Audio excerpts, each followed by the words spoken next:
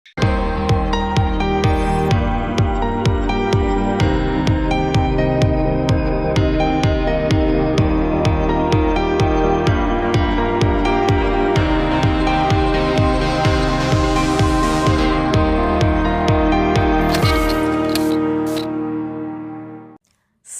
Everyone, welcome to our channel. So बच्चों लोग, हम लोग पढ़ रहे हैं क्लास 12 बिजनेस स्टडीज।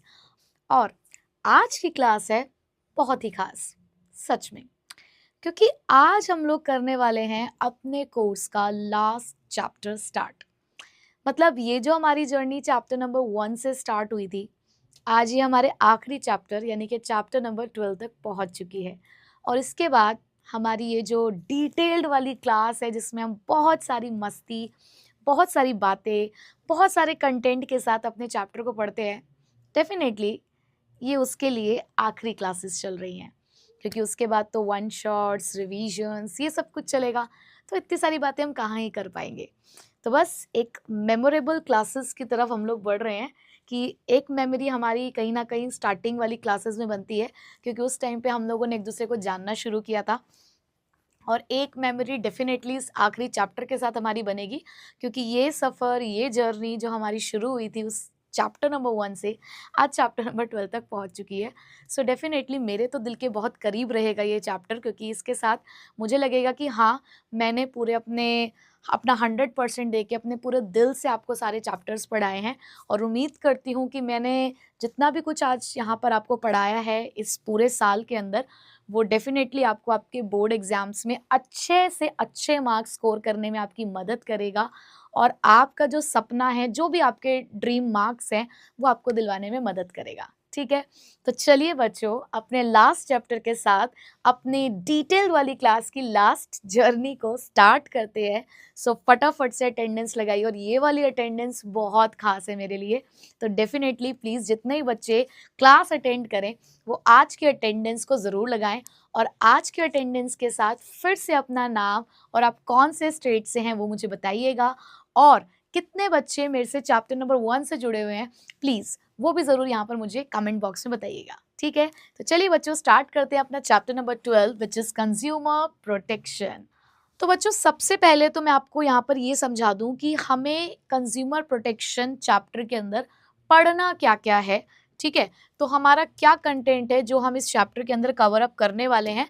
और ये बताने के पीछे मेरा पर्पस हमेशा से यही रहता है कि आप किसी भी तरीके के कंफ्यूजन में ना रहें किसी भी चैप्टर के अंदर, कि मैम हमें क्या पढ़ना है और क्या नहीं पढ़ना है, क्या ओमिटेड हो चुका है और क्या नहीं। ठीक है, तो जब भी आपको ये जानना हो तो आप खुद भी सीबीएसई की वेबसाइट पे जाकर आप अपना सिलेबस चेक कर सकते हैं, या मैं हर चैप्टर के स्टार्टिंग में आपको पूरा ये टेबल ऑफ कंटेंट दिखाती हूँ, ताकि आपको पता रहे कि आपको चैप्टर के अंदर क्या क्या पढ़ना है। ठीक है बच्चों, तो सबसे पहले जो चीज़ आपको यहाँ पे कवर अप करनी है वो है कंज्यूमर प्रोटेक्शन का कॉन्सेप्ट और उसकी इंपॉर्टेंस पढ़ेंगे हम। Scope of consumer protection act 2019 पढ़ेंगे। मीनिंग ऑफ कंज्यूमर पढ़ेंगे as per the consumer protection act. Consumer rights पढ़ेंगे। रिस्पॉन्सिबिलिटीज ऑफ कंज्यूमर पढ़ेंगे। Who can file a complaint and against whom, यानी कि कौन कंप्लेन कर सकता है और किसके अगेंस्ट, ये आपको यहाँ पर बताया जाएगा। लीगल रेड्रेसल मशीनरी क्या है as per the consumer protection act 2019, वो यहाँ पर आपको समझाया जाएगा। Remedies available to the consumers under the consumer protection act 2019, वो रेमेडीज ही बताई जाएंगी। और the role of consumer organisation and NGOs in protecting the consumers interest, यानी कि एनजीओज और कंज्यूमर ऑर्गेनाइजेशंस का क्या रोल रहता है कंज्यूमर प्रोटेक्शन में, वो सारी चीजें आपको यहाँ पर बताई जाएंगी। ठीक है बच्चों, तो ये था हमारा टेबल ऑफ कंटेंट कि आपको इस चैप्टर के अंदर क्या क्या पढ़ना है। तो चलिए सबसे पहले आप समझते हैं, थोड़ा सा इंट्रोडक्शन लेते हैं कि क्या है कंज्यूमर प्रोटेक्शन। बच्चों, जो आपने अभी लेटेस्ट चैप्टर पढ़ा ना अपना मार्केटिंग मैनेजमेंट, उस चैप्टर ने हमें मार्केटिंग की तो डेफिनेटली बहुत सारी जानकारी दी। उसने कहीं ना कहीं हमें ये समझा दिया है कि भैया मार्केटिंग मैनेजर कैसे बनना है या एक मार्केटर कैसे बनना है। बट एक बहुत इंपॉर्टेंट उसने हमें एक बात सिखाई कि किसी भी मार्केट में सक्सेसफुल होने के लिए एज अ मार्केटर, अगर आपको सक्सेसफुल होना है तो आपको कस्टमर को सेटिस्फाई करना बहुत ज़रूरी है। यानी कि कस्टमर ही आपके लिए सब कुछ है, क्योंकि अगर कस्टमर आपसे नाराज़ हो गया तो गड़बड़ हो जाएगी। बट तब भी कुछ लोग इस बात को समझ ही नहीं पाए। वो लोग कस्टमर के साथ तब भी धोखाधड़ी करने लगे, अनफेयर ट्रेड प्रैक्टिसेस करने लगे, अलग अलग तरीके से कस्टमर को ठगना उन्होंने शुरू कर दिया। अब भाई कस्टमर कब तक इस बात को सहता, तो कस्टमर ने आवाज उठानी शुरू करी, गवर्नमेंट के दरवाजे खटखटाए कि क्या है, किन मार्केटर्स को तुम लोगों ने हमारे पास लाकर भेजा है, ये हमें सामान बेचने के लिए आए हैं या हमारे हेल्थ के साथ या हमारी लाइफ के साथ खेलने के लिए आए हैं, क्योंकि ये तो हमारे साथ बहुत गलत कर रहे हैं। कोई हमें मिलावटी सामान बेच रहा है, तो कोई कम वेट का सामान बेच रहा है, कोई हमें गलत एडवर्टाइजमेंट दिखा रहा है, और न जाने और भी कितने तरीके की धोखाधड़ी है जो ये लोग हमारे साथ कर रहे हैं। तो हमारी आवाज कौन सुनेगा? तो ऐसे में गवर्नमेंट को लगा कि बात तो बिल्कुल सही है, जिन कस्टमर को इन्हें सब कुछ मानना चाहिए उन्हीं कस्टमर के साथ गलत हो रहा है, और ये गलत होता चला आएगा जब तक इन लोगों के ऊपर किसी तरीके का नियम कानून नहीं आएगा। तो बस कुछ इन्हीं चीजों को ध्यान में रखते हुए हमारी गवर्नमेंट ऑफ इंडिया के दिमाग में आया कि कहीं ना कहीं कंज्यूमर्स को प्रोटेक्ट करने के लिए भी एक एक्ट होना बहुत जरूरी है।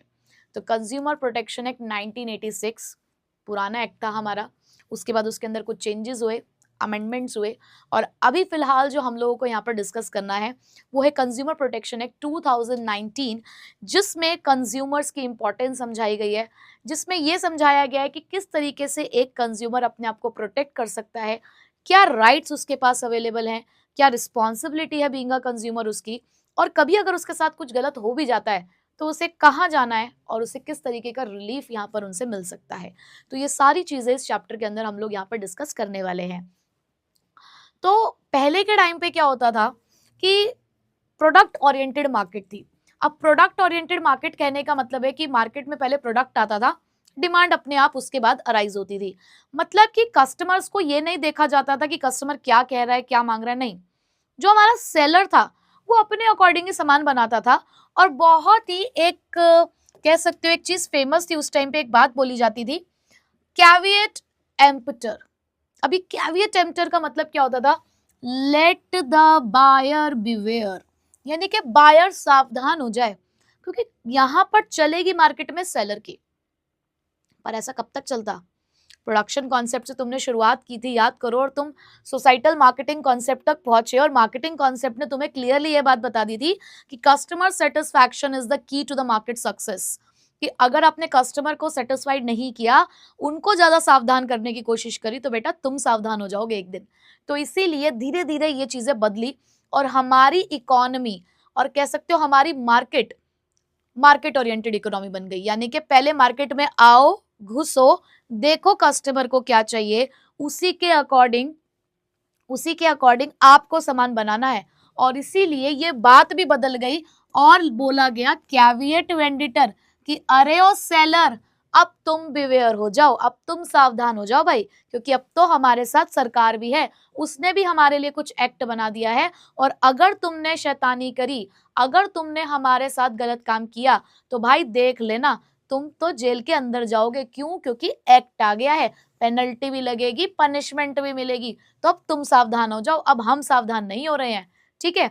और इसी वजह से हमारे कंज्यूमर को किंग बोला जाता है इन अ फ्री मार्केट इकोनॉमी, कि भैया कस्टमर ही राजा है, अगर तुमने उस राजा को परेशान कर दिया तो बस तुम्हारा काम तो खराब हो जाएगा फिर, ठीक है। तो आई होप कि इंट्रोडक्शन तो लगभग जो कहानी है वो तो आपको क्लियर हो गई होगी।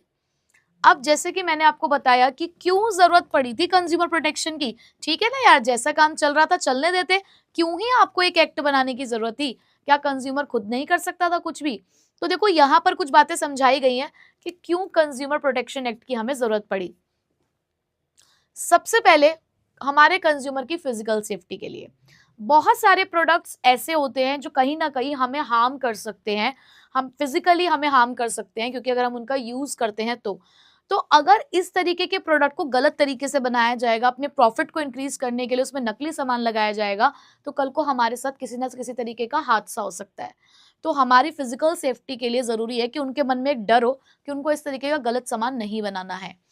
एक्सेस टू द इंफॉर्मेशन, हमें यार, हम जिस चीज को खा रहे हैं, जिस चीज को इस्तेमाल कर रहे हैं, हमें पता होना चाहिए ना कि वो चीज क्या है, किस चीज से बनी है, तो हम इंफॉर्मेशन जानना चाहते हैं। Corporate social responsibility to provide the quality and quantity of the goods at the fair price. और देखो ये CSR में भी ये बात बोली गई है कि आप अपने कंज्यूमर को जो भी सामान दे रहे हो, उसकी क्वांटिटी और क्वालिटी सही होनी चाहिए और एक सही प्राइस पे ही आप उस चीज को प्रोवाइड करोगे। कंज्यूमर के सेटिस्फैक्शन के लिए भी ये बहुत जरूरी है। सोशल जस्टिस और ट्रस्टीशिप के लिए भी जरूरी है कि भाई देखो, आप बीइंग अ सेलर हमें हमारी डिमांड को पूरा करने में मदद कर रहे हो, हम आप ही के ऊपर डिपेंडेंट है अपने सामान को खरीदने के लिए, अपनी नीड और वांट को सेटिस्फाई करने के लिए। तो भाई एक रखवाले होते हुए हमारे सोशल जस्टिस के लिए आपको ये काम करना ही पड़ेगा कि आपको सेलर को समझाना पड़ेगा, क्योंकि हम उनके ऊपर डिपेंडेंट है। ठीक है, और तो और बिजनेसेस को अगर सक्सेसफुल होना है, सरवाइव करना है, ग्रो करना है मार्केट के अंदर, तो उनको कंज्यूमर्स को प्रोटेक्ट करना ही होगा। तो ये कुछ रीजंस हैं जो ये बताते हैं कि कंज्यूमर प्रोटेक्शन क्यों जरूरी है। अब नेक्स्ट आते हैं हमारे पास कंज्यूमर प्रोटेक्शन स्कोप, मतलब कि कंज्यूमर प्रोटेक्शन कहाँ तक आपको एज अ कंज्यूमर प्रोटेक्ट करेगा ये एक्ट, किन किन चीजों को हम यहाँ पर इसके अंदर कवर अप कर सकते हैं, वो बातें आपको यहाँ पर बताई गई हैं। तो सबसे पहले अगर अडल्ट्रेटेड गुड्स बेचे जा रहे हैं तो उसके अगेंस्ट आपको यहाँ पे प्रोटेक्शन मिलेगी। अगर आपको काउंटरफिट गुड्स बेचे जा रहे हैं, यानी कि नकली सामान बेचा जा रहा है, जो ओरिजिनल ब्रांड्स होते हैं अगर उनकी कॉपी की जा रही है और आपको उसको असली बताकर बेचा जा रहा है, तो आपके लिए यहाँ पर प्रोटेक्शन है, आपको यहाँ पर बचाया जाएगा। सब स्टैंडर्ड गुड्स आप यहाँ पर बेचते हो, डुप्लीकेट सामान बेच रहे हो, आप वेट्स और मेजर के नाम पर लोगों को ठग रहे हो, ब्लैक मार्केटिंग कर रहे हो, होर्डिंग कर रहे हो सामान की, ओवर चार्ज कर रहे हो किसी प्रोडक्ट को, डिफेक्टिव गुड्स बेचते हो, गलत एडवर्टाइजमेंट देखते हो और बेकार क्वालिटी का सामान अगर आप सप्लाई कर रहे हो, तो इन दैट केस आपको कंज्यूमर प्रोटेक्शन एक्ट के तहत यहाँ पर प्रोटेक्शन मिलेगी। नेक्स्ट, अब ये कंज्यूमर प्रोटेक्शन एक्ट क्या होता है? सबसे पहली बात तो ये कि कंज्यूमर प्रोटेक्शन एक्ट 2019 जो आज हम पढ़ रहे हैं, उसने हमारे जो पुराना एक्ट था कंज्यूमर प्रोटेक्शन एक्ट 1986 उसको रिप्लेस किया है। ठीक है, तो बस पता होना चाहिए अपने नॉलेज के लिए कि पहले हमारे पास था कंज्यूमर प्रोटेक्शन एक्ट 1986 और अब जो हम लोग यहाँ पर पढ़ रहे हैं वो है कंज्यूमर प्रोटेक्शन एक्ट 2019, जिसने पुराने वाले एक्ट को रिप्लेस कर दिया क्योंकि उसके अंदर अब कुछ चेंजेस आ गए हैं। अब क्या करता है हमारा कंज्यूमर प्रोटेक्शन एक्ट 2019? तो बच्चों लिखा है इट सीक्स टू प्रोटेक्ट, एक तो ये वर्ड हो गया प्रोटेक्ट, एंड प्रमोट, ये बचाता भी है और प्रमोट भी करता है क्या? कंज्यूमर्स के इंटरेस्ट को through the speedy and the inexpensive redressal of the grievances. कि मतलब कि अगर आप हो एक ग्राहक और ग्राहक जी अगर आपके साथ किसी भी तरीके की कोई धोखाधड़ी हुई है, तो यहाँ पर कंज्यूमर प्रोटेक्शन एक्ट 2019 आपको बचाएगा उन सभी धोखाधड़ी से। प्लस अगर कभी आपके साथ कुछ गलत हुआ होगा, किसी सेलर ने आपके साथ कुछ गलत किया होगा, तो वो आपको वहां पर इंसाफ दिलवाएगा, जस्टिस दिलवाएगा, आपको रिलीफ प्रोवाइड करेगा। और ये प्रमोट करता है, सबको ये बात समझाता भी है कि सभी लोगों को कस्टमर के इंटरेस्ट में काम करना चाहिए। ठीक है, तो बहुत ही सस्ते में और बहुत स्पीडली ये आपकी प्रॉब्लम्स का आपको सॉल्यूशन प्रोवाइड करेंगे और ये पूरे इंडिया में अप्लाई किया जाता है। ठीक है, ये एप्लीकेबल है हर तरीके के बिजनेस में, चाहे आपका बिजनेस मैन्युफैक्चरिंग हो, ट्रेडिंग हो या आप गुड्स और सर्विसेज को सिर्फ सप्लाई करते हो, यानी कि अगर आप एक ई कॉमर्स फर्म भी क्यों ना हो, वहां पर भी कंज्यूमर प्रोटेक्शन एक्ट 2019 अप्लाई होता है। ठीक है, तो आई होप बेसिक इंट्रोडक्शन तो आपको मिल गया है कंज्यूमर प्रोटेक्शन एक्ट का। अब बात आती है हु इज अ कंज्यूमर। अब हम बार बार कह रहे हैं कंज्यूमर कंज्यूमर कंज्यूमर, कौन होता है कंज्यूमर? कौन होता है, किसको कहते हैं ग्राहक, बताओ।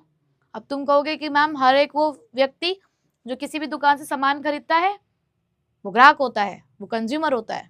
अच्छा, बहुत सही बात बता रहे हो तुम, कोई भी व्यक्ति जो किसी भी दुकान से कोई सामान खरीदता है उसे आप कंज्यूमर कहते हैं।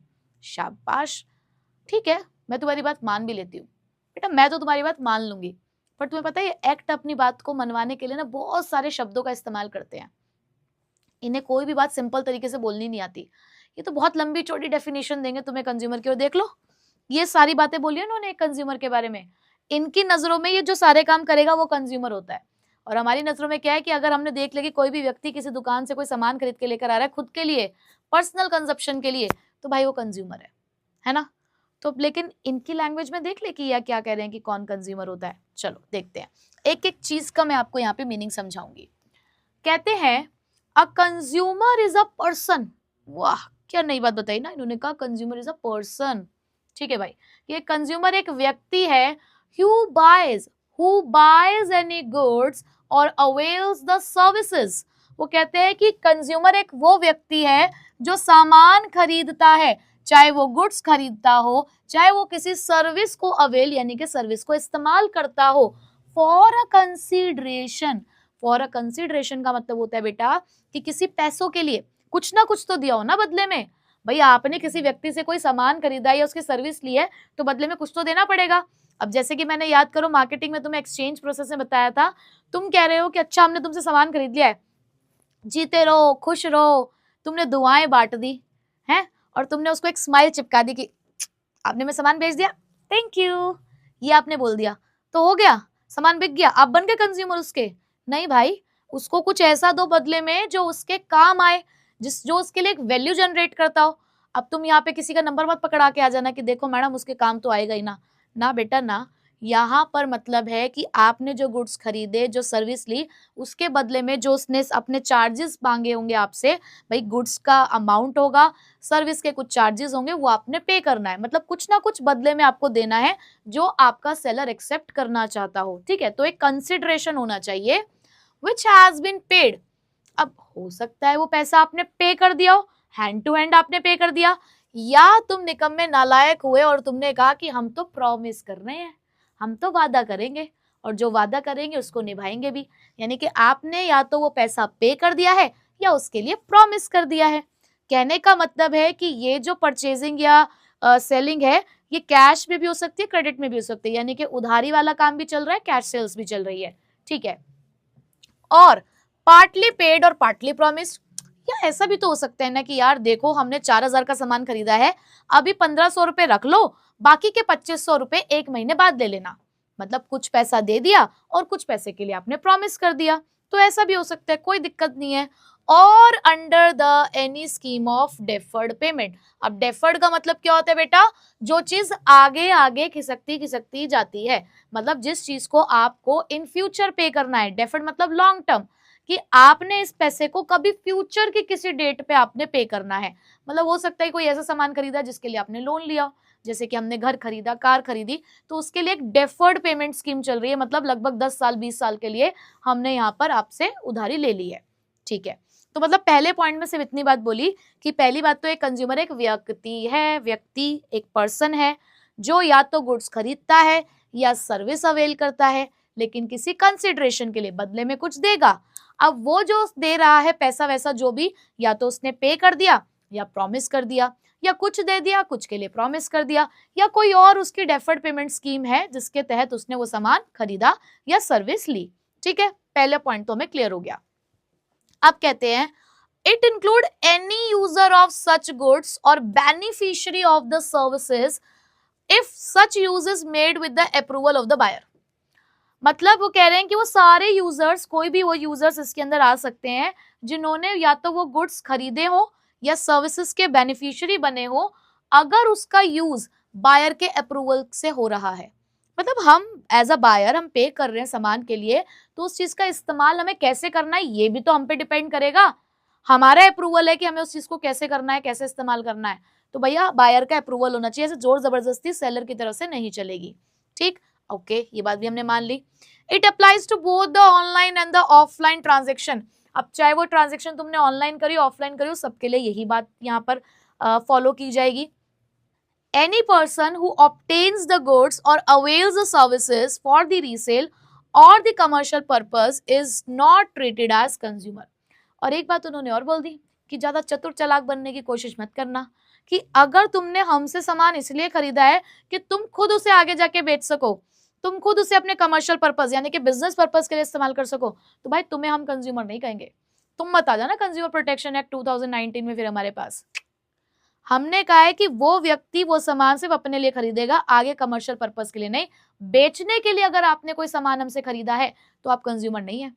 इसलिए वो जो हमने बोला था ना कि भाई कोई भी व्यक्ति जो किसी भी जगह पर सामान खरीद रहा है वो कंज्यूमर है ना, अगर उसने वो सामान इसलिए खरीदा हो कि उसे कहीं आगे बेचना है तो फिर वो कंज्यूमर नहीं होता। ठीक है, तो भैया एक्ट ने अपने हिसाब से कंज्यूमर डिफाइन कर दिया है, तो मुझे लगता है कि आप लोगों को बिल्कुल अच्छे से समझ में आ चुका होगा कि कंज्यूमर क्या होता है। ठीक है बेटा, अब बात आती है असली कि इतनी सारी कंज्यूमर प्रोटेक्शन की तुम अच्छा ही कर रहे हो कि वो हमें प्रोटेक्ट करेगा प्रोटेक्ट करेगा प्रोटेक्ट करेगा, कुछ इंपॉर्टेंस बताओ पहले इसकी, कि अगर ये आ रहा है कंज्यूमर प्रोटेक्शन एक्ट तो हमें क्या दे रहा है, हमारे लिए क्यों इंपॉर्टेंट है कंज्यूमर प्रोटेक्शन एक्ट।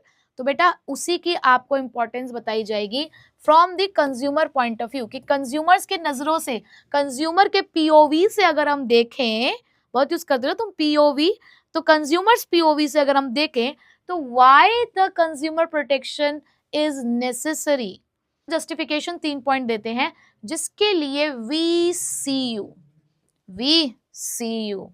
कोई भी सेलर तुम्हें गलत सामान बेचे या किसी भी तरीके का गलत कुछ तुम्हारे साथ करे, कोई भी अनफेयर ट्रेड प्रैक्टिसेस का इस्तेमाल करे, तो तुरंत उसकी तरफ देखना और कहना वी सी यू। ठीक है, तो बस इतने से ही वो डर जाएगा। और मैं आपको यहाँ पे सारे पॉइंट समझा देती हूँ। तो बेटा वी के अंदर 2 आपको लेटर्स को डिवाइड करना है, क्योंकि बेटा डब्ल्यू से है वाइड स्प्रेड और ई से है एक्सप्लोटेशन ऑफ द कंज्यूमर। तो सबसे पहला पॉइंट है एक्सप्लोटेशन ऑफ द कंज्यूमर, सी है हमारे पास कंज्यूमर इग्नोरेंस के लिए, और यू है हमारे पास अनऑर्गेनाइज्ड कंज्यूमर्स के लिए। ठीक है, तो चलो 1 बाय 1 इनको देख लेते हैं। सबसे पहला पॉइंट कंज्यूमर इग्नोरेंस। अगर मैं आपसे पूछूं कि मेरे प्यारे बच्चों, ग्राहक तो तुम भी हो, तुम भी तो बहुत सारा सामान खरीद के लेकर आते हो ना अपने लिए, तुम भी तो दुकान पे जाते हो, सामान खरीद के लेकर आते हो और अपने लिए इस्तेमाल करते हो। तो मुझे एक बात बताओ, कल को अगर किसी सेलर ने तुम्हारे साथ गलत किया, गलत सामान बेचा, नकली सामान बेचा, और तुम कहाँ जाओगे फिर कंप्लेन करने के लिए? तुम कहोगे कि जी मैडम हम तो नियर बाय स्टेशन पे चले जाएंगे, नियर बाय पुलिस स्टेशन, और उसके खिलाफ कंप्लेन कर देंगे। कुछ कहेंगे अरे मैडम कंप्लेन अपनी तो खूब चलती है वहां पर, बस अपने 2 दोस्तों को फोन मिलाएंगे और डरा धमका देंगे उस सेलर को, अपने आप सारा पैसा हमारा वापस कर देगा। बेटा मैं लीगल चीजों की बात कर रही हूँ यहाँ पे, तुम्हें अपना यहाँ पे बिल्कुल भी अपना राजापना दिखाने की जरूरत नहीं है, तुम्हें ज्यादा राजा बनने की जरूरत नहीं है राजा बाबू। आप मुझे बताओ कि लीगली आपकी हेल्प कौन करेगा, क्या ये बात आपको पता है? क्या आपको ये पता है बीइंग अ कंज्यूमर आपके कंज्यूमर राइट्स कौन से हैं? चलो ये सब छोड़ो, बीइंग अ कंज्यूमर तुम्हें अपनी रिस्पॉन्सिबिलिटी पता है कि तुम्हारी एज अ कंज्यूमर क्या रिस्पॉन्सिबिलिटी होती है? क्या तुम्हें ये पता है कि कल को अगर तुम कोर्ट में जाते हो, कोर्ट का जजमेंट होता है, तो तुम्हें किस किस तरीके के रिलीफ्स मिल सकते हैं? पता है ये सब बातें तुम्हें? नहीं पता, मुझे पता है तुम्हें नहीं पता नालायको, पर इस चैप्टर के बाद तुम्हें सारी बातें पता चल जाएंगी क्योंकि मैं सारी बातें तुम्हें बता दूंगी। तो बेटा पहला पॉइंट वो यही कह रहे हैं कि आज भी हमारे देश में बहुत सारे ऐसे कंज्यूमर्स हैं जो इग्नोरेंट है, इग्नोर्ड है, उन्हें पता ही नहीं है कि वो कितने पावरफुल हैं, कि अगर कोई भी सेलर, कोई भी प्रोड्यूसर, कोई भी मैन्युफैक्चरर, ट्रेडर उनके साथ किसी भी तरीके की धोखाधड़ी कर रहा है तो उस धोखाधड़ी से वो कैसे बच सकते हैं, आज भी बहुत सारे कंज्यूमर्स को ये पता ही नहीं है। तो हम कंज्यूमर प्रोटेक्शन एक्ट को लेकर आए हैं उन्हें ये समझाने के लिए कि बेटा कंज्यूमर्स आप सब लोगों को ये बात पता होनी चाहिए। ठीक है, तो देखो वो लोग क्या कह रहे हैं यहाँ पर, वो कहते हैं in the light of the widespread ignorance of the consumer about their rights and reliefs available to them, कि आज भी हम ये देख रहे हैं कि बहुत सारे कंज्यूमर्स ऐसे हैं जिनको आज भी अपने अधिकार और अपने रिलीफ्स या सॉल्यूशंस के बारे में पता ही नहीं है कि उनको क्या मिल सकता है। So it become necessary to educate them about the same so as to achieve the consumer awareness. तो हमारे कंज्यूमर्स को नींद से जगाने के लिए बहुत जरूरी है कि हम उनको एजुकेट करें और उन्हें इन सभी चीजों के बारे में बताएं। तो इसीलिए काजल मैम आपके सामने आई और आपको ये सारी बात सिखा कर ही जाएंगी। ठीक है, तो एग्जाम्पल देखो कि many people still don't check the MRP, expiry date, ISI mark before the buying, showing the need for the awareness। कि आज भी जब हम लोग सामान खरीदने के लिए जाते हैं ना दुकान पे, मतलब अगर आप एक नमकीन का पैकेट खरीदने के लिए जा रहे हो तो बहुत सारे लोग क्या करते हैं कि ठीक है यार इस दुकान से तो हम हर आए दिन सामान खरीदते हैं, तो क्या हम बार बार ये सब चीजें चेक करें? कई लोगों को तो ये लगता है कि नहीं यार अच्छा थोड़ी लगता है ऐसे चेक करना। क्यों नहीं अच्छा लगता भाई, क्यों नहीं अच्छा लगता? कल को वो सामान खाकर अगर तुम्हारी सेहत पे इसका असर पड़ जाए, तुम्हारी लाइफ के साथ कुछ गड़बड़ हो जाए, तब वो तुम्हें अच्छा लगेगा? तो ये तुम्हारे लिए बहुत जरूरी है कि जागो भाई जागो। तुम कोई भी सामान खरीदते हो तो चेक करो ना उसकी एक्सपायरी डेट, चेक करो ना उसकी एमआरपी। क्यों नहीं करते हो? आपका कोई ऐसा सामान खरीदने जाते हो जिसके ऊपर कोई मार्क होना चाहिए, तो आप क्यों नहीं चेक करते हो वो मार्क? जब दिखाया जा रहा है तो उसको चेक करो ना। तो आप अभी भी इग्नोरेंट है इन सभी चीजों के बारे में, इसीलिए बहुत जरूरी है कि आपको जगाना है तो कंज्यूमर प्रोटेक्शन को लेकर आना है। ठीक। Second, wide spread exploitation of the consumer. मतलब हमारे यहाँ पर ना बहुत सारे ऐसे निकम्मे नालायक लोग हैं जो थोड़ा सा पैसा कमाने के लिए ना लोगों की जिंदगी से खेलने को तैयार हो जाते हैं। थोड़ा सा पैसा, क्या कोई भी कंज्यूमर पैसे देने से मना कर रहा है? तुम कह रहे हो जी मैगी 10 रुपए की मिलेगी, ठीक है भाई 10 रुपए ले लो, हम खरीद लेंगे। तुमने कहा जी मैगी आज 14 रुपए की मिलेगी, ठीक है भाई 14 रुपए ले लो, हम खरीद लेंगे, हमें चाहिए होगा तो हम खरीदेंगे ना, नहीं अफोर्ड कर सकते होंगे तो हम मना कर देंगे। तुम कह रहे हो जी आज मैगी 20 रुपए की मिलेगी, हाँ ठीक है भाई 20 रुपए की ले लेंगे। हमने कब मना किया तुम्हें पैसे देने के लिए? बट तुम पैसे भी ज्यादा चार्ज कर रहे हो, लेकिन तुम हमें सामान भी नकली बेच रहे हो। मैं मैगी की बात नहीं कर रही हूँ, I am just giving an example कि कोई भी अगर हम सामान खरीद रहे हैं तो हम पैसे देने के लिए तैयार हैं, लेकिन तुम धोखा करके रहोगे। तो बहुत सारा ऐसा एक्सप्लोटेशन हो रहा है, बहुत सारे मनी माइंडेड लोग हैं, बहुत सारे खराब दिमाग के और दिल के लोग हैं जो आपके साथ आपका शोषण कर रहे हैं एज अ कंज्यूमर, और वो आपको धोखा दे रहे हैं।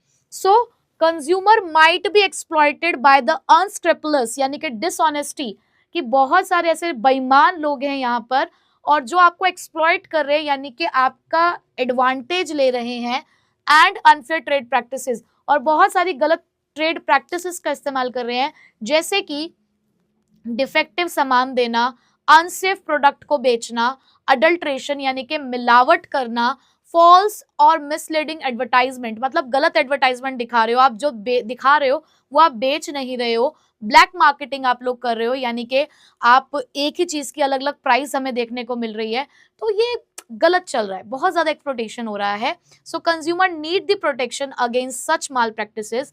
तो हमारे कंज्यूमर्स के लिए बहुत ज्यादा जरूरी है कि इस तरीके की जो माल प्रैक्टिसेस, जो अनफेयर ट्रेड प्रैक्टिसेस हो रही है, वो यहाँ पर ना हो। जैसे कि selling the milk mixed with the water or the medicines past expiry date are forms of the consumer exploitation। तो हमारा ये जो दूध वाला भैया है ना, जो रोज हमारे घर के पास आके हमें, जो रोज हमारे घर तक दूध देकर जाता है और कहता है कि अरे हमने तो बहन जी बिल्कुल प्योर दूध दिया है आपको, देखना कितनी बढ़िया मलाई आएगी। और तुम्हें क्या पता कि वो दूध वाले भैया ना जाने कितना पानी मिलाकर उसके अंदर ऑलरेडी लेकर आए हैं और कहते हैं कि नहीं जी दूध तो आजकल ऐसा ही आ रहा है। तो क्या ये एक्सप्लोटेशन नहीं है? हम उतना पैसा दे रहे हैं ना उसको, तब भी वो हमें मिलावटी सामान दे रहा है। प्लस बहुत सारे लोग तो इतने ज्यादा खराब हो जाते हैं कि एक्सपायरी डेट की मेडिसिन तक बेच रहे होते हैं। सोचो ये तो कितना खतरनाक है। तो कंज्यूमर प्रोटेक्शन बहुत जरूरी है इसके लिए। Next, unorganised consumer. अब इसमें कहीं गलती हमारी भी तो है ना यार। अगर हम इग्नोरेंट हुए तो ये भी हमारी गलती थी, प्लस हम अनऑर्गेनाइज्ड है, हम एक दूसरे का साथ ही नहीं देते। अगर दिख रहा है कि एक कंज्यूमर के साथ गलत हुआ है तो भाई उसका साथ दो ना। तुम सोचते हो कि नहीं यार ये अपना मैटर है, खुद सुलटा लेगा। गली मोहल्ले में कोई लड़ाई हो रही होगी ना तो तुम भीड़ लेकर खड़े हो जाओगे, बट जहां कुछ ऐसी बात आएगी ना कि नहीं यार किसी के अधिकार के लिए लड़ना है, उसका साथ देना है, तो तुम बस भाग जाते हो। तो ये गलत है ना। तो हमारे कंज्यूमर भी ना इस टाइम पे अनऑर्गेनाइज्ड है। अब जब हम ग्रुप में लेकर चलेंगे, ग्रुप में मिलेंगे, तो पावर आएगी ना, स्ट्रेंथ आएगी। तो वो यही कह रहे हैं कि बहुत जरूरी है कि हमें अपने कंज्यूमर्स को ऑर्गेनाइज करना है। तो उसके लिए बहुत सारे ऑर्गेनाइजेशंस खोले गए हैं कि अगर एज अ कंज्यूमर आपके साथ कुछ भी गलत होता है हमारे पास आओ, हम आपके साथ चलेंगे। लेकिन ना आज भी उनके पास उतनी पावर नहीं है कि वो लड़ सकें। तो जब तक वो पूरी तरीके से स्ट्रांग नहीं हो जाते, हमें अपने अधिकारों के लिए खुद लड़ना सीखना होगा। ठीक है, तो देखो जरा, most of the consumers in India are unorganized and act individually। मतलब हम लोगों के अंदर ना एक वो इगोस्टिक वाली चीज भी होती है, हमें किसी की जरूरत नहीं है, हम अकेले लड़ लेंगे, हम अकेले काफी हैं, वन मैन आर्मी। अरे बेटा कई बार क्या होता है कि हमें लोगों के साथ की जरूरत होती है, एक संगठन हमें चाहिए होता है। तो कुछ जगहों पर ये वाला जो तुम्हारा एक जोश आता है ना, उसको थोड़ा सा ठंडा कर लिया करो और सभी लोगों को साथ में लेकर चला करो। ठीक है, so to protect their interest they need to form the consumer organization. तो अब इनको प्रोटेक्ट करने के लिए हमें कंज्यूमर ऑर्गेनाइजेशन बनाने होंगे that can raise their voice collectively, ताकि हमारी वॉइस को एक साथ रेज किया जा सके, ऊंचा उठाया जा सके। Although India has some consumer organizations, but they are not yet strong enough to fully protect and promote the consumer interest. ऐसा नहीं है कि इंडिया में ऐसे कोई ऑर्गेनाइजेशंस नहीं है, इंडिया में ऐसे बहुत सारे ऑर्गेनाइजेशन है जो कंज्यूमर्स के लिए काम करते हैं, करते आए हैं और आगे भी करते रहेंगे, बट स्टिल अभी उनको और पावरफुल होने की जरूरत है। वो वर्क कर रहे हैं अपने ऊपर, अपने कंज्यूमर्स के लिए भी कर रहे हैं वर्क, बट स्टिल अभी उनको और भी पावरफुल होने की जरूरत है। So till then the legal protection must be provided to the safeguard the consumer rights. तो इसीलिए हम आपके लिए लेकर आए हैं कंज्यूमर प्रोटेक्शन एक्ट 2019, ताकि आपको एक लीगल प्रोटेक्शन मिल सके। जैसे कि उन्होंने बताया है कि कंज्यूमर ग्रुप से हमारे पास कुछ बहुत सारे, जैसे कि कंज्यूमर गाइडेंस सोसाइटी है इंडिया के अंदर, एक कॉमन कॉज है, ये कंज्यूमर्स की मदद करते हैं कि उनके बिहाफ पे कंप्लेंट्स करते हैं और अवेयरनेस जगाने की कोशिश करते हैं। ठीक है, तो आई होप कि आपको ये तीनों पॉइंट्स अच्छे से समझ में आ गए होंगे। ठीक है, अब बेटा मैं आप लोगों के लिए यहां पर लेकर आई हूं एक और इंपॉर्टेंस। कंज्यूमर्स के लिए कंज्यूमर प्रोटेक्शन एक्ट क्यों जरूरी था, वो तो हमने बता दिया कि हम क्यों लेकर आए। कंज्यूमर्स को हमने ध्यान में रखते हुए, कंज्यूमर की किन बातों को बेसिकली ध्यान में रखते हुए हम इस एक्ट को लेकर आए, ये तो मैंने आपको बता दी बात। बट आपको पता है बिजनेस के पॉइंट ऑफ व्यू से भी हम इस एक्ट को लेकर आए हैं, और बिजनेसेस के लिए भी कंज्यूमर प्रोटेक्शन एक्ट बहुत जरूरी है। अब उसके लिए एक एक्रोनिम तो यहाँ सामने लिखी हुई है, बट एक और मेरे पास है, वो भी मैं आपको बताती हूँ। ठीक है, तो पहले तो ये वाली देख लो, loving society shows the moral goodness. Loving the society shows the moral goodness, मतलब अगर आप अपनी सोसाइटी से प्यार करते हो ना, तो ये दिखते आपकी अच्छाई को शो करता है ये। ठीक है, एक तो ये हो गया loving society shows the moral goodness. एक अगर आपको छोटा सा याद रखना हो तो मैं आपको बता रही हूँ गुड मॉर्निंग सर।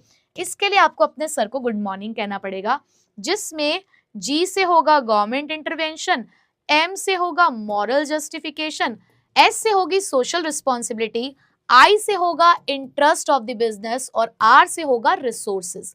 तो आप चाहें तो इससे भी याद रख सकते हैं, और अगर आपकी इच्छा है कि इस तरीके का मोटिवेटेड आपको वर्जन चाहिए तो आप वो भी याद रख सकते हो, जिसमें लिखा है loving society shows the moral goodness. ठीक है, जिसका हर एक लेटर आपके पॉइंट को डिस्क्राइब करता है, जिसमें एल से है हमारे पास long term interest of the business, S से है business uses the society's resources, तो सोसाइटीज रिसोर्सेज का एस था यहाँ पर। फिर अगेन एस है हमारे पास सोशल रिस्पॉन्सिबिलिटी के लिए, देन एम से हमारे पास मॉरल जस्टिफिकेशन, और जी से हमारे पास गवर्नमेंट इंटरवेंशन। ठीक है, सो आई होप कि आपको पॉइंट्स तो पता चल गए। अब चलो इनको भी वन बाय वन डिस्कस कर लेते हैं। सबसे पहला, long term interest of the business. तुम्हें अगर मार्केट में लंबे समय तक टिकना है तो तुम्हें कंज्यूमर्स को प्रोटेक्ट करना पड़ेगा। कब तक कंज्यूमर्स को ठग लोगे, कब तक? अगर एक बार कंज्यूमर को पता चल गया ना कि तुम उन्हें ठग रहे हो, अब आप बिजनेसमैन, अब आप बिजनेस के पॉइंट ऑफ व्यू से सोचेंगे इस चीज को कि एक बार अगर तुमने कंज्यूमर को ठग लिया और उसको इस बात में पता चल गया तो तुम्हें टिकने नहीं देगा मार्केट में। वो फिर अकेला नहीं रहेगा, वो कहीं ना कहीं वो 10 लोगों को बताएगा, वो आगे 10 को बताएंगे। तो मतलब एक ना एक दिन देखो भैया, गलत काम करोगे तो कब तक बचोगे? एक ना एक दिन तो तुम्हारा जो असली चेहरा है वो सामने आएगा ही ना।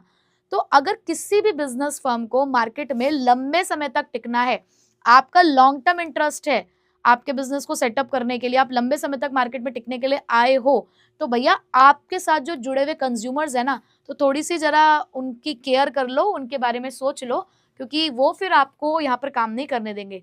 लेकिन अगर आप उनका ध्यान रखते हो, आप उनको सेटिस्फाइड रखते हो, तो सेटिस्फाइड कस्टमर जो होता है ना, एक तो वो बहुत ही भोला भाला होता है कि वो तुम्हारी तारीफ करते हुए रुकेगा नहीं, 10 लोगों को तुम्हारी तारीफें बताएगा, तुम्हारा सेल का बेस इंक्रीज करेगा। सेल का बेस इंक्रीज होगा तो भाई तुम्हारे प्रॉफिट इंक्रीज होंगे, प्रॉफिट इंक्रीज होंगे तो तुम ग्रो कर जाओगे ना। तो देखो क्या सिंपल सी चीज है कि बस ईमानदारी से काम करो। ठीक है, देखो जरा, so business firm should aim at the long term profit maximisation through the customer satisfaction. तो तुम एक पॉजिटिविटी के साथ इस चीज को लेकर चलो कि भाई मुझे लॉन्ग टर्म मार्केट में सर्वाइव करना है, तो उसके लिए मैंने मान लिया है कि लॉन्ग टर्म मार्केट में सर्वाइव करने के लिए, प्रॉफिट को मैक्सिमाइज करने के लिए कस्टमर सेटिस्फैक्शन करेंगे हम। ठीक है, so satisfied customer not only lead to the repeat sale, क्योंकि जो कस्टमर तुमसे खुश होके गया होगा ना, वो दोबारा तुम्हारी दुकान पे जरूर आएगा, but also provide the good feedback to the prospective customer. Plus 10 लोगों को हो सकता है और साथ में लेकर आए, 10 लोगों को और तुम्हारे बारे में बताएगा, फीडबैक देगा, and help in increasing the customer base of the business, जिससे तुम्हारा कस्टमर बेस बहुत अच्छा बनेगा। जैसे कि हमारा जो राजू है ना, जो समोसे बेचता है, तो राजू इतनी बढ़िया क्वालिटी के समोसे बेचता है, इतनी बढ़िया क्वालिटी के, कि जब भी मेरा समोसे खाने का मन करता है मैं तो राजू की दुकान पे ही जाती हूँ। और तो और मैं अपनी 4 सहेलियों को और बताती हूँ कि तुम्हारा भी कभी समोसे खाने का मन करे ना तो राजू समोसे वाले के यहाँ से ही खा कर आना, बहुत बढ़िया समोसे बनाता है वो। तो ये देखो कस्टमर बेस बढ़ गया ना। पहले मैं एक कस्टमर थी, मैंने 4 को और बताया, हो सकता है मेरी 4 सहेलियां और 4 को बताएंगी। ठीक है, एग्जाम्पल क्या है, कंपनीज जैसे कि टाटा एंड अमूल, उन्होंने अपनी रेपुटेशन बनाई है बेटा। आज के टाइम पे जो आप इतना ज्यादा जानते हो इन कंपनीज को, क्यों? इन्होंने मार्केट में अपनी रेपुटेशन बनाई है। कभी सुना है इनके बारे में कुछ गलत? और उन्होंने कस्टमर का ट्रस्ट बनाए रखा और अपनी क्वालिटी को सालों साल से वो प्रोवाइड करते आ रहे हैं, अच्छी क्वालिटी। ठीक है, चलो आगे पढ़ते हैं जरा। Next, business uses the society's resources.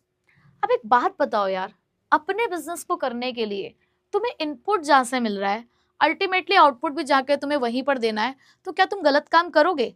जहां से तुम अपने बिजनेस को कर पा रहे हो, या जहां से मैं बोलूं तुम अपने बिजनेस को चला पा रहे हो, ऐसे में अगर उनके साथ गलत करोगे तो कैसे काम चलेगा? तो एक बिजनेस के लिए इसलिए भी जरूरी है कंज्यूमर प्रोटेक्शन, क्योंकि उसको सोसाइटी के रिसोर्सेज का इस्तेमाल करना है। और एक बार तुम गलत काम करते हुए पकड़े गए तो तुम्हारी इमेज बिल्कुल खराब हो जाएगी। और एक बार बेटा जो इमेज खराब हो जाती है ना, तो उसको ठीक करना ना पॉसिबल नहीं है। देखो जरा, so business organisation use the resources which belong to the society. Business organisation उन रिसोर्सेज का इस्तेमाल करते हैं जो सोसाइटी उन्हें देती है। So they have the responsibility, उनकी रिस्पॉन्सिबिलिटी बनती है to supply the such products and render such services which are in the public interest. तो भैया आपकी जिम्मेदारी बनती है कि ऐसे ही गुड्स, ऐसे ही सर्विसेज प्रोवाइड करो जो पब्लिक के हित के लिए अच्छा हो, एंड वुड नॉट इम्पेयर मतलब damage the public confidence in them, मतलब पब्लिक का कॉन्फिडेंस, पब्लिक का विश्वास आपके ऊपर से नहीं टूटना चाहिए। ठीक है, एग्जाम्पल है, a company using the community water for the production must ensure that it doesn't pollute the local water sources.